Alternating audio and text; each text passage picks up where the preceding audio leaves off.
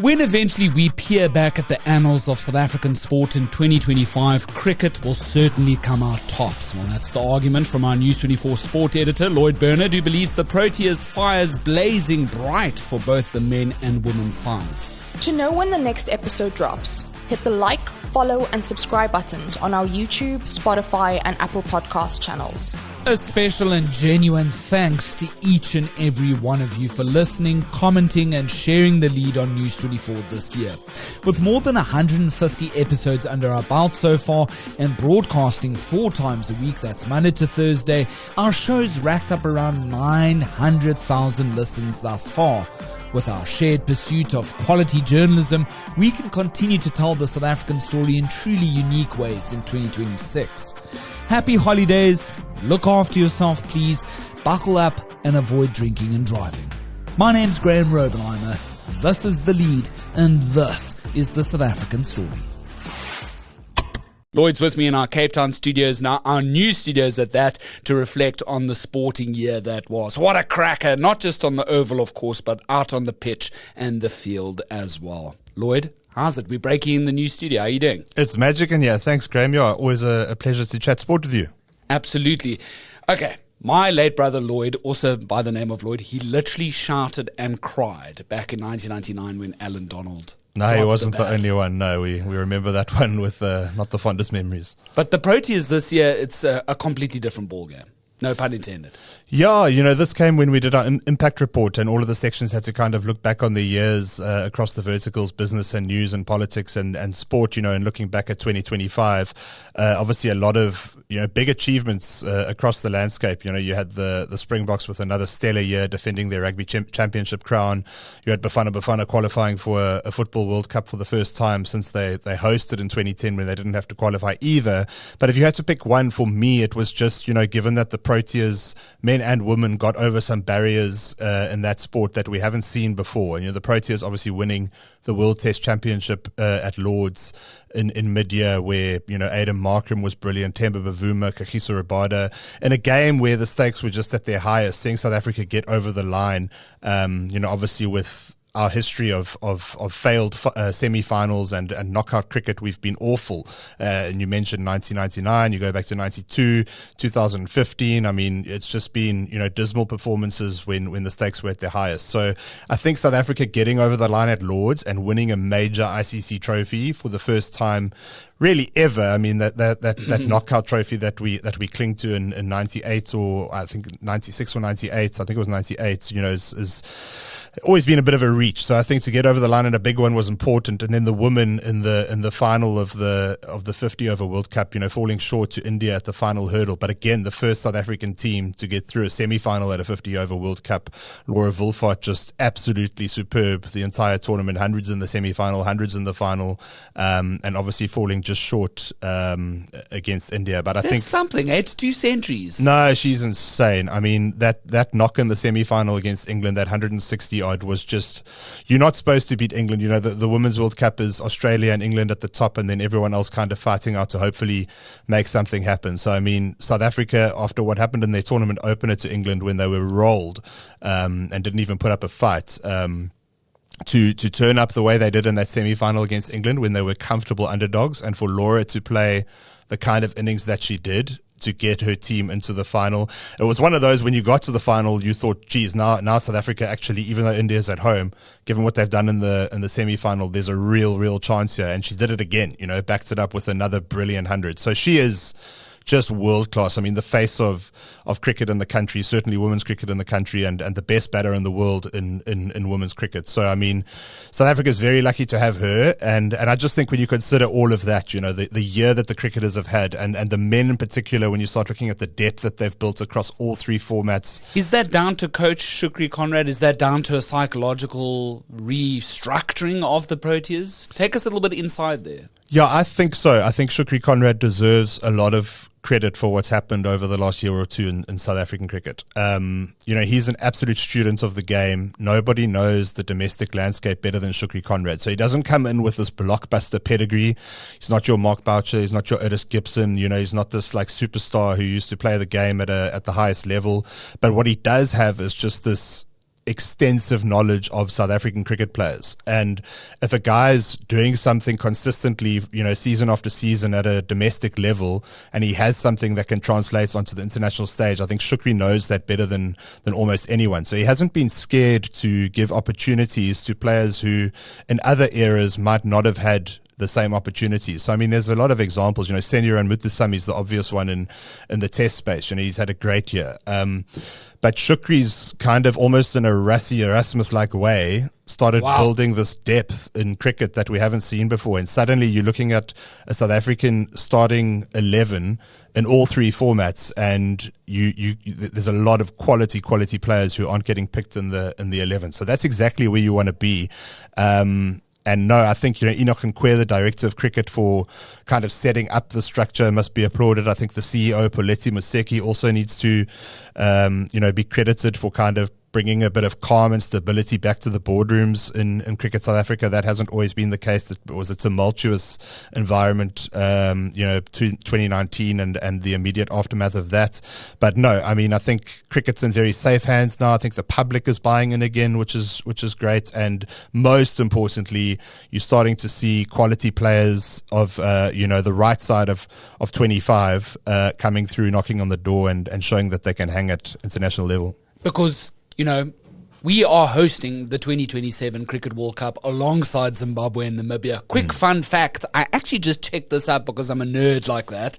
But Namibia doesn't actually automatically qualify for the World Cup because technically they're not part of the ICC. Just as a quick side. Oh, shame. I was just quickly Googling and I was like, oh, that's quite interesting because you don't often hear about Namibian cricket.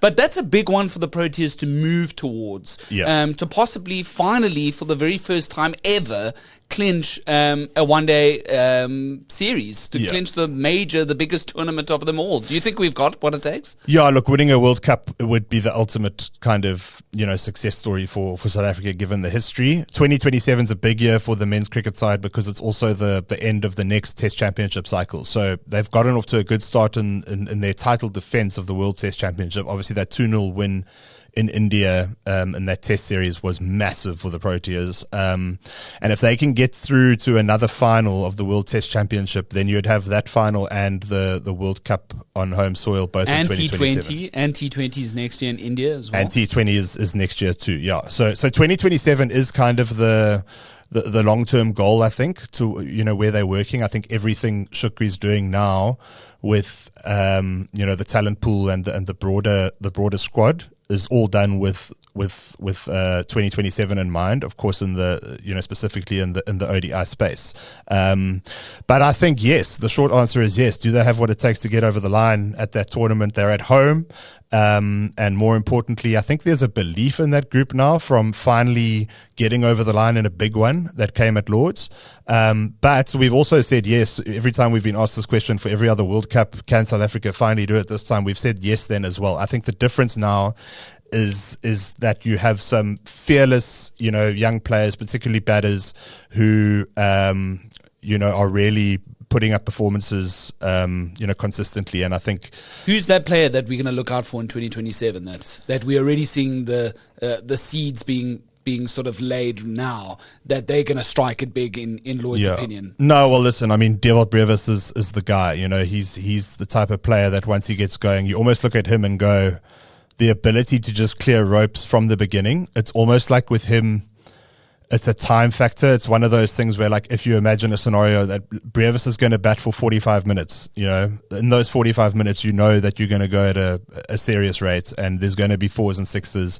So the longer Dewald Brevis bats for, the better chance you have. So I think he's the obvious one looking ahead to the next couple of years from a batting point of view. Because we've struggled with depth in our batting lineup on the men's side for quite a long time now, in my mind's eye, as a casual viewer. Yeah, and finishers, I mean, that's the big thing in white ball cricket is depth in terms of batters and guys who can, nudge it around and take it deep. We've always had that, but, big BMT finishers who can come in, your David Millers, your Devil Brevises, your Tristan Stubbses, guys like this. Suddenly now there's a pool of players who are aggressive naturally, who are fearless naturally as well, and who don't have the scars of World Cups past. You look at a young Luhandre Pretorius at the top of the order potentially. You look at a Devil Brevis coming in the middle there.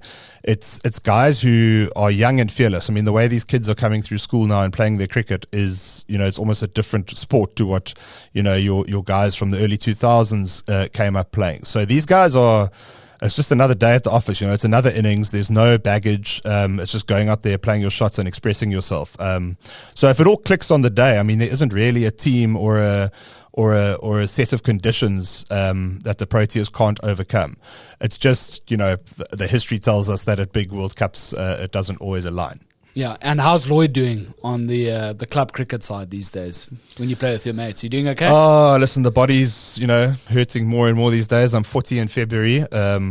Still giving it a good old crack, but no, safe to say the body's not always in the best shape on a Sunday morning.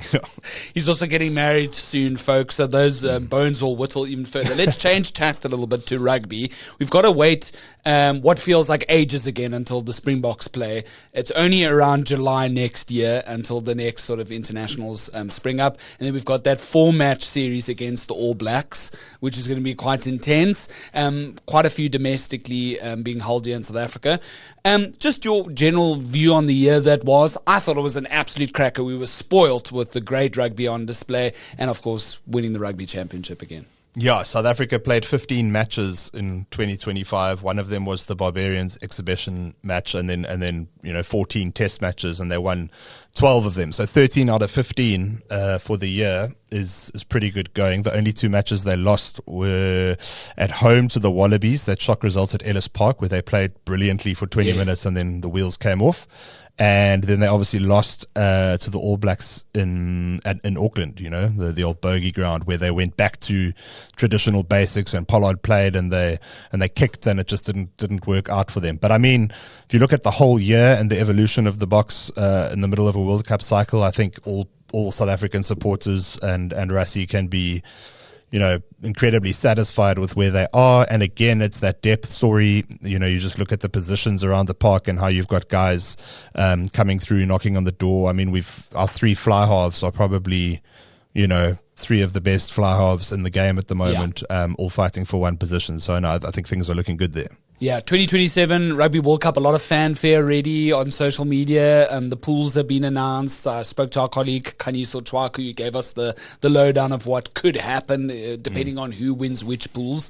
I mean, South Africa, Italy, Georgia, Romania should be plain sailing. Yeah, I don't know what I'm making of the new format, because you just mentioned that pool, and South Africa gets through that pretty much unscathed. Italy is a side that might show up on the day. Yeah, and Rassie rates incredibly highly as well. So, but realistically, you'd expect South Africa to get through those 3 pretty easily. Which normally in a World Cup format, you'll have one side in your pool who is the side you want to beat if you want to finish top of your pool. For us it was Ireland. Last year I think it was the All Blacks the year before. The World Cup before, and I don't like that we miss out on that game now, because you kind of get through the pool stages of the tournament a bit cold now, with not much riding on anything, and then your last 16 game is also going to be against a relative minnow, and then you got to wait till your quarterfinal before you have a game of real substance. And I mean, they won't look at it that way, because you don't want to banana peel in the pool stages, and things can happen, and upsets do happen, and we know that all too well. But I just don't know if I like the idea of 4 relatively routine matches at a World Cup before you get to a quarterfinal against the All Blacks, and then it's all on the line, and you could potentially go in there a bit cold. I mean, that's 4 straight matches without really testing yourself against a strong team. So I don't know. I mean, I can see why they've done the new format, and it's to give the smaller nations more of a crack at a World Cup, and get them into the knockouts as well. And I mean, the tournament itself has been expanded, so there's more teams. But I don't love what it potentially means for the big sides. Yeah, that war of attrition. helps build the teams, right? I think so. Yeah, and you see guys like resting players. Your big game, you'll have your A team, then your Romania game, you have your kind of second string guys coming in, and it's a bit of a mix and match. And that whole, I mean, now Italy's our kind of like big game in our pool, and don't want to bash it. Don't want to bash it. Like things can happen. But yeah, I just don't. I do like the idea of that one pool game of real substance. Yeah, that can kind of shape your tournament and your progress through the knockouts. Because we had New Zealand last time. I think it was Ireland in 23 and New Zealand in 2019. Oh yeah, I'm getting my. And we lost both. We lost the All Black game in 2019. They beat us pretty comfortably. Yes. And then 2023 was the Ireland game that looked like on the surface we should have won. But again, lost to a very good Ireland side. And it didn't matter an awful lot in 2023 because you had that situation where all the strong teams were on one side of the pool and all the weak sides were on the other side of the pool. So, can you tell I've had COVID brain since lockdown up until now? The last 5 years have been a blur. Yeah? They really have, yeah. But no, I mean, geez, it's good things happening in Bok rugby as always. The women, let's talk about the women for 2 seconds. They made, obviously, as you write in your impact report for News24, they obviously made history. I didn't think they had it in them to reach the quarterfinals of their World Cup. Fantastic stuff, because they were kind of like the minnows within the context of women's rugby, right? Because they're a bit of a latecomer to the women's side. I know that England's been at the forefront when we look at women's rugby for the longest time, right? It was great to see a South African women's side in the knockouts of a World Cup for the first time, and it was great to see SA Rugby properly investing into a campaign. I mean, you had a guy in Swayze de Bruin who was obviously a big name in South African rugby coaching, worked with the Springbok men's team in the build-up to their 2019 World Cup, was a fantastic coach at the Lions. So I think just having a proper name like that, passionate about the growth of women's rugby in charge, I think those are the kinds of decisions and investments you need to take this game to the next level. Those are the kinds of appointments that get a step closer towards professionalizing what the ladies are doing. So, yeah, I mean, it's a struggle for any minority sport or code in South Africa. It always is, because it comes down to funding and exposure and broadcasting. But I think what we're seeing now is reminding me a little bit of what we saw in the Proteas women's space in about 2016, 2017, when, SuperSport were on board, televising all the games. The crowds start picking up, the public interest starts picking up. And I think, that the trajectory there is hopefully the right one. It's always the case where, you don't want it to stop after one little box ticked. So now they've made a quarterfinal. That's fantastic. Yes, there was some interest around the World Cup, but, we've got to really keep investing in women's rugby now at a club level, at a franchise level. And then hopefully that translates into something sustainable at a national level. But I think certainly a lot to be proud of there in 2025 as well. And I think the public, most importantly, is starting to buy into what they're doing as well. Yeah, just to end off the rugby segment, just very stoked that Malcolm Marx finally got his flowers at the ripe, beautiful young age of 31. I'm very happy to see it, and it was just so epic to see him in the locker room finally getting that Player of the Year award. Really, very special moment. I mean, beast of a guy, hell of a rugby player, consistently good for a long time. A bit of a wobble at the start of the year in the hooker department generally for the Boks. Marx and Bongi Bonambi, the lineouts weren't too hot, and there was a bit of criticism, but geez, he responded, better than you could have imagined. I mean, by the end of the year, he was. I mean, look, that award could have gone to Peter Steff very easily again. I mean, Eben, there's South Africans at the moment are just, dominating the global game so much. And I thought Peter Steff was going to win it again. He's just incredible. I mean, an 80-minute machine, week in, week out, the work levels, the intensity, the physicality. I mean, he's just, probably the greatest Bok ever by the time he's done, sure. Between him and Eben, maybe, I don't know. But no, I mean, for a guy like Malcolm Marx, who's been such a powerhouse for so long for South African rugby, and you could see how much it meant to the players as well. It was really, everyone kind of shared in the joy of that award. So it was special scenes when he won it, Joe. Let's talk about football. Of course, Africa Cup of Nations is here. One of our colleagues, Tashreeq, he's going to be off to Morocco. Yeah. Yes, starting this weekend from Sunday. Yeah. And we are celebrating a win. We'll take it against Ghana. It's not an easy win, I would think. With the Black Stars are fantastic, and we got 1 goal against them now in this friendly in Dobsonville, Soweto. A great little pep in our step as we move to Afcon. Your thoughts on our chances? I see that we're playing Monday night against Angola in Marrakesh. So that's our first game there.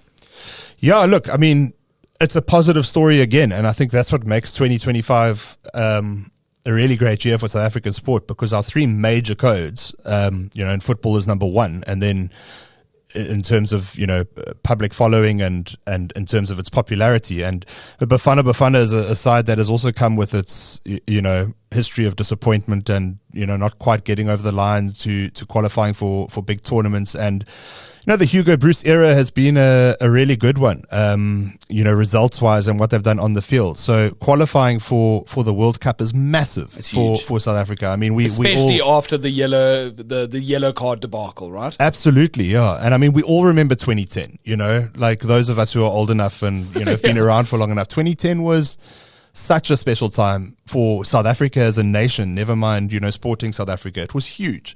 And just the idea of, having South Africa back at a World Cup. I mean, I remember watching 2002 when we were in South Korea and the heartbreak of just missing out on a knockout there. Yes. I remember 1998 when we were in France, and we lost in the opening game to France at that tournament. I might be wrong, but then beat them in 2010 with a huge upset. And I remember 2010. We all remember the Mexico goal in Chabalala, and just the earth shook, and it was the just commentary. It was incredible. I mean, it's iconic stuff. So I mean, having South Africa back on that stage is just epic. So I mean, again against Mexico in the opening game. What's the chances? That's crazy. I mean, regardless of what time that game is or what's going on, I mean, you just know that when that World Cup starts, South Africans are going to be up for it, and we're going to get those dusty old yellow shirts we had that we bought from wherever we could find them in 2010. We're going to get them out for one more run, and it's going to be epic. So I mean,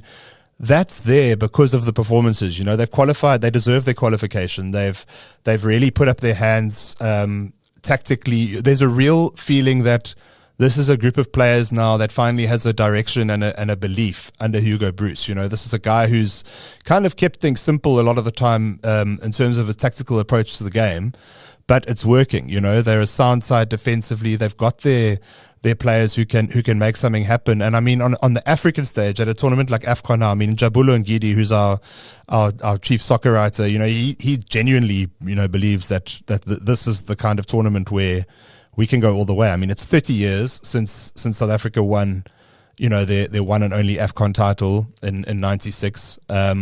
So it could be a hell of a special outcome if they get over the line there. And I mean, the general feeling from within the community and the experts who cover this thing every day, like in Jubs and Tash, there's a real belief within the South African football community that it could happen. Yeah, there was a bit of a dark pall over Hugo Bruce recently on a more newsy scale. We won't get too much into that. Yeah. But of course, the allegations of racism. He's come out and he said, I'm not a racist guy. Yeah. His comments were misconstrued.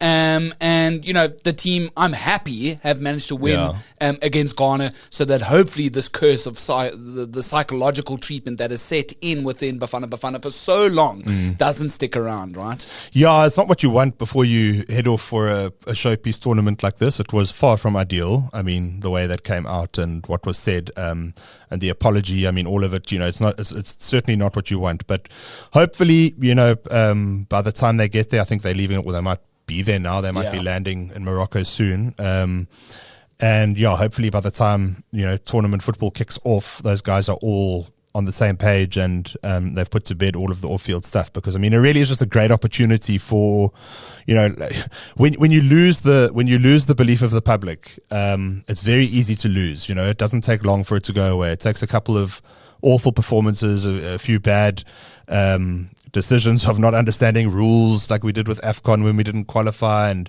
the cricketers have done that as well with World Cups and Duckworth Lewis, and when you lose that public faith, it's difficult to get back, and the only way you get it back, it can't happen overnight, and you've got to do it with a sustained run of of excellence and consistently good performances, and some results that actually get you into some competitions or into some semi-finals and finals. And I think that's what Bafana have done. I think the qualifying for the World Cup and the run under Bruce for the last kind of 18 months has just, slowly started pulling people back in. So it's a good time. Yeah, so cricket tick, rugby tick, football tick, and then, you know what? John Cena's retired. What do you think about that? We should have covered it on News24 Sport, man. But I think, what a run, eh? I think he'll be just fine. They say in pro wrestling, you never retire. There's always one more. No, but he's come out and he's consistently said on all these podcasts, Lloyd, that he's basically like, this is it. People are going to expect him to come out at WrestleManias and SummerSlams in future. And he's like, I'm just not going to be there. You're literally not going to see me. No, that's I'm not going to be there. No, he says he's done. And you kind of believe it as well when the guy's, set up the way he is with the Hollywood past, present, and future. And sporting guys might be turning their nose up at us having this conversation. But guess what? When John Cena retired, it was on BBC, it was on CNN, it was on everything. It's crazy how pro wrestling has now become. It's taken that little step up into the mainstream than ever before. Gone are the days of course of Hulk Hogan and his racism. It's WWE is massive now. Yeah, you speak to the people at SuperSport and they've obviously got the rights for it, and it's consistently, if they don't put up the latest episodes of Raw and SmackDown, they get some pretty angry requests and from the viewers wondering where it is. But I mean, if you look at that industry, and it's had its issues, over the years, and is in a different place now to what it was. But if you look at big contributors to that industry, I mean, Cena was, absolutely one of the GOATs. Will have his place on Mount Rushmore in the eyes of many. So no, all the best to him. I mean, I'll say I preferred his last run as a superstar than I do his movies. Fun fact, he follows me on Twitter. That's one of my claims. I 100%, I'm going to show you just now. He did this thing for South African notable people on X. Before it became X, he started following a whole bunch of South African people, and I ended up being one of the people he followed. And I was like, why? Why does he want to follow me? I have no idea. Because I'm not even a huge John Cena fan. It's all those DMs that you've been hitting him up with for the last decade. And everybody, before we end off on this segment, just to say, I'm still super jealous of Lloyd up until this point, because he actually interviewed one of my favorite wrestling icons of all time. Of course, one half of the Hardy Bros, Matt Hardy, here in Cape Town. And he just so very chilled told me this at work once upon a time. And I'm still jealous about it, Lloyd. Okay, this is how we're going to end off. You don't know about it, Lloyd. I've been asking every single person this final little thing before we end off. It's called Roby's Round Robin. I've got 10 questions. They've been editorially picked that you have no knowledge of. Right? You have no knowledge of this? No, I don't. I didn't tell you anything about this beforehand. Okay, you got to answer effectively. They're going to come at you fast. They're mostly news related, but they're fun and flippant. There might be some sports involved as well. Okay, you ready? Yeah. What's the one South African scandal you still want answers to in your lifetime? It can be sport or news. Hansi Cronje. Sure. Yeah. It's funny enough that didn't come up in our discussions because it was in the back of my mind. If you could put one politician or even sports star on airplane mode for a month, international or local, who would it be? I worry about Russia in off-season now. Which press conference in 2025, sport or news-wise, emotionally hurt you the most? I think when Heinrich Klaassen retired. Sure. Yeah. Okay. Who's your favorite News24 colleague? You've got to be biased. Joel Ontong. Sure. Okay. What's the one story? I thought it was me, but anyway. What's the one story in South Africa this year that deserved the Netflix docuseries treatment? Sport or news? Sure. No, I think the Proteas winning at Lords, where you're going to have to do it behind the scenes, everything with that. I mean, chasing the sun of South African cricket would be magic. What a shout. Which South African song, South African, keyword, would be the soundtrack to your journalism career thus far? You know what? I started in 2010, and Waka Waka was everything back then. I mean, I was at the launch for Waka Waka when it was launched. No, you're talking for crap. The World Cup. Yeah, Yes, in Durbs there at like a big Coca-Cola tent where they launched the song, and we sat down and watched the premiere. So I mean, that just takes you back to everything good about South Africa. It's a bit cheesy, but I think, just being there at the start of my career when that song was launched, that was one of my first stories I ever did, was the launch of that song. Which month did you start in 2010, your journalism career? No, like a couple of months, a month or two before the 2010 World Cup. I mean, that's why I was hired. It was like a little 3-month contract at the Natal Witness in Pietermaritzburg to do all of the color around the World Cup. So it was like ticket sales and street stuff and school stuff and anything off the field that was happening around the World Cup. We were doing that. Right. I started my journalism career in the middle of the 2010 FIFA World Cup. Yeah, they say, you hear about World Cups coming to countries and creating jobs. There you go. Yeah. 2 jobs, and we're still talking about all these things to this day. Okay, next question, and we're almost done here. If you're forced to embed with one government department for a year, which one do you think you'd survive the longest in? I think if they let me do things for the right reasons, then I could offer some assistance in the sports department there. Get involved in some grassroots stuff, and got to get around at Gaten's ego. Yeah, I know. Start spending some money in the right places, and getting some cricket nets and rugby fields and soccer astros up around the place, and getting some boots delivered, and maybe we could do some good work there. Yeah, I like that. You have one wish for South African journalism in 2026. What is it? Yeah, I just love let's take care of it, Let's take care of this industry. Let's take care of our trade. Let's platform, people who take it seriously. I worry about, quick fire Twitter journalism and aggregations and sensational kind of clickbait that people are just putting out without verifying it, without doing the work and verifying their sources. For those of us that have been in this for a long time, I just want to protect the kind of trade and the industry and the very important role that journalists have.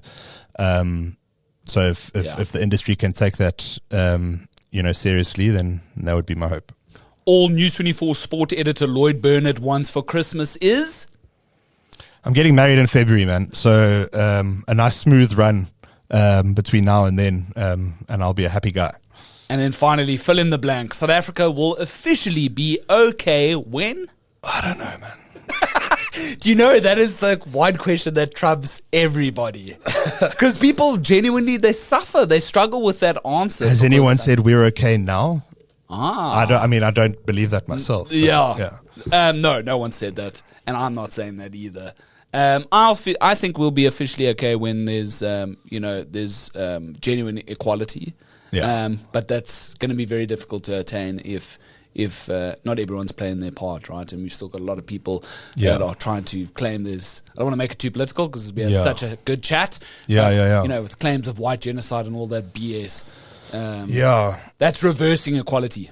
I'm just the sports guy, man. But if you have the right people in the right positions who care for the right reasons and are prepared to take the big decisions, clean it up type thing, then I think that's a good start. Yeah, I can't agree more. Merry Christmas, Happy New Year. I hope you have an excellent one for you and yours. Thank you, man. You too. Yeah. I can't wait for us to chat. We've got 3 World Cups on the way, mate. Yeah, I can't wait. It's going to be good. We've got a busy December. We've got all of the URC going on. There's, derbies, South African derbies. There's the SA20 starting. And then, of course, the big one is Afcon, which runs throughout, December and into January. Christmas gift. We've got a lot going on. And I'll plug, you to follow it all on News24 Sport. Yeah. We've got our resources. We've got our people allocated. It's going to be we'll take our leave afterwards when it's all done, but looking forward to it. I'm sure there's a sneaky whiskey or a beer in between there somewhere. That's Lloyd Burnard. He's our sport editor.